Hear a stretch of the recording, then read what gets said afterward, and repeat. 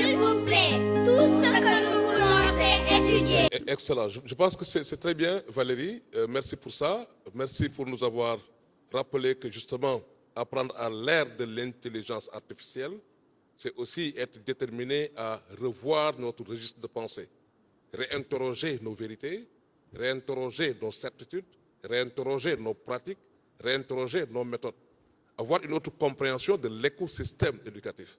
Que l'éducation, ce ne sera pas seulement l'affaire de l'enseignant et de l'élève, mais comment reconnecter l'éducation aux autres secteurs. Cela, cet esprit d'ouverture, cet esprit de créativité, ça, je crois que c'est une exigence. Nous l'avons rappelé avec Cheikh Omar qui nous rappelle l'importance de ne laisser personne en rade. Il a une préoccupation pour les enfants hors structure éducative qui aussi ont le droit d'être éduqués. Nous ne devons pas, avec l'intelligence artificielle et à partir de l'école, creuser davantage les inégalités. Pas d'inégalité du point de vue géographique, entre rural et urbain, du point de vue économique, entre riches et pauvres, mais comment l'aborder de manière humaniste, généreuse et faire en sorte évidemment que personne ne soit laissé en rade. Il nous rappelle, Momodou aussi, l'importance de repenser nos curricula, comment nous enseignons les changements de paradigme dans ce sens-là. C'est un aspect essentiel et Sandrine nous dit, ne nous déshumanisons pas. L'intelligence artificielle ne doit pas nous robotiser. Et donc, comment préserver certaines valeurs? Ça, pour nous aussi, c'est un aspect. Mais heureusement que le ministère semble être dans des stratégies très fortes qui vont évidemment nous conduire vers les résultats escomptés. Chers amis, maintenant, la parole vous est laissée. Peut-être 2 ou 3 intervenants, parce qu'il me reste juste 7 minutes. 2 ou 3 intervenants, on fait un dernier tour de table et puis on rend le micro. Nous parlons d'inclusion dans le système. Mais la fracture numérique, elle est là. OK. Et elle va s'accroître par l'intelligence artificielle si on n'y prend pas garde. Si on prend l'exemple des enfants en situation de handicap visuel, est-ce que le ministère de l'Éducation a une stratégie claire pour utiliser l'IA et favoriser l'intégration de ces enfants dans le système classique? Je n'ai pas trop entendu parler des débouchés. On est en train de créer des filières sur le numérique, sur l'intelligence artificielle, mais qu'en est-il des filières qui sont déjà présentes? Est-ce que ces filières qui sont en train d'étudier sont des filières porteuses? Est-ce que ça va les amener vers des horizons clairs? Est-ce qu'aujourd'hui, si, par exemple, dans les routes, il y a une infraction, est-ce que l'IA aussi sera capable de détecter certaines voitures, par exemple, pour savoir la marque et quelle personne était en train de conduire, oui. Et aussi la protection des données. On ne sait pas si aujourd'hui nos données sont protégées ou pas. Merci beaucoup. L'IA remplace l'homme dans le travail. Est-ce que d'après vos estimations, cela se produira au Sénégal?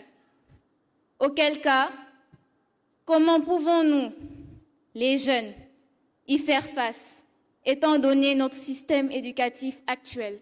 Merci. Je voudrais suggérer, s'il n'y a pas aujourd'hui une feuille de route IA éducation au Sénégal, de bien vouloir faire une déclinaison de cette stratégie-là, de cette feuille de route, pour avoir une feuille de route spécifique à l'IA pour l'éducation au Sénégal. Il faudrait penser, mettre en place en fait un cadre juridique actuel qui est conforme aux usages. Est-ce que les données des élèves vont être mises sur ces plateformes et quel est le sort de ces plateformes-là? Maintenant, nous allons terminer par juste les conclusions des panélistes. Oui, il faut qu'ils aient les conclusions parce qu'ils ont été interpellés. 1 minute par panéliste. Vous pouvez répondre à n'importe laquelle de vos questions, mais vraiment 1 minute. Je vais répondre par rapport à la question sur l'inclusion. Effectivement, quand on parle d'inclusion au départ, on se situe dans le système d'enseignement formel de l'éducation nationale et on parle effectivement de l'inclusion des personnes en situation de handicap. Mais aujourd'hui, si on élargit et que l'on sort du système formel et que l'on inclut aussi les systèmes informels ou non formels, on va parler des personnes qui sont aussi en situation de vulnérabilité, qui doivent être effectivement incluses dans ce système éducatif, puisqu'on va maintenant au-delà du handicap tel que c'était entendu au départ.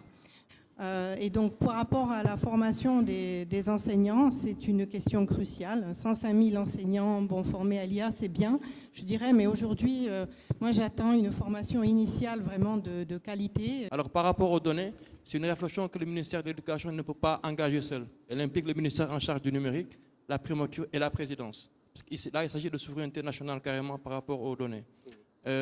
Par rapport à la première question que vous avez dit, par rapport à la feuille de route propre à l'IA, la politique du ministère n'est pas d'exclure l'IA des compétences numériques, c'est une continuité en fait. Mais c'est une réflexion que nous ne refusons pas et pourquoi pas en discuter. Rapidement sur la protection des données, je pense que c'est important. Soit nos données sont exploitées par ces puissances technologiques, notamment les lacunes de nos enfants, les difficultés de nos enfants, soit nous-mêmes, nous concevons des solutions et nous gardons même secret défense ces données-là. Voilà. Je vais peut-être aborder dans le sens des inquiétudes par rapport à la question est-ce que l'IA va remplacer les gens au Sénégal dans le cadre des métiers ou par rapport à certaines formations. Je voudrais rassurer les étudiants, les jeunes qui sont là, pour leur dire de faire confiance aux acteurs du système. Sont suffisamment conscients et suffisamment compétents pour anticiper toutes ces inquiétudes et vous proposer les curricula et les formations qui vous permettront de naviguer demain en toute confiance. Justement, au jeune homme qui nous a interpellés, je pense qu'en effet, il n'y a pas de sous-diplôme ou de surqualification. Je pense qu'aujourd'hui, il faut que chacun, même mademoiselle étudiante en sciences politiques, relations internationales, il faut juste que vous preniez le temps de vous familiariser avec les outils digitaux, c'est important. La question aujourd'hui qui se pose à vous, c'est comment vous étudiez et qu'est-ce que vous donnez comme sens aux études que vous faites. Il y a de la place pour tout le monde, mais bien évidemment, c'est celui qui travaillera et qui trichera pas qui réussira. Donc soyez humbles, travaillez, comme nous tous on a travaillé, mais différemment parce que nous, on n'a pas travaillé avec le digital et vous avez beaucoup de chance. Donc soyez brillants et surtout très humains. Merci beaucoup. Merci au public, notamment aux jeunes, aux apprenants, aux élèves et étudiants. Je crois que votre présence a été très bien remarquée. Merci, nous avons senti de l'espoir aussi dans la profondeur de vos réflexions, les commentaires. Donc nous avons le droit d'espérer évidemment que ce changement qui est attendu pourrait se réaliser avec vous. Nous allons rentrer avec beaucoup de questions et nous aurons justement l'opportunité de les creuser davantage. Mais comprenons ensemble qu'une innovation qui ne prend pas en charge les vulnérables, une innovation qui ne réduit pas les inégalités, cette innovation n'est pas la bienvenue dans nos pays.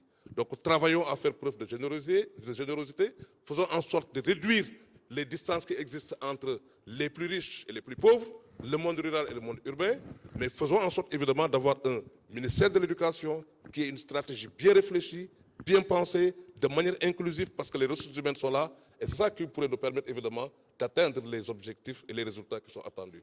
Merci à tous, merci et puis bonne continuation. Merci à l'ensemble. S'il vous plaît, tous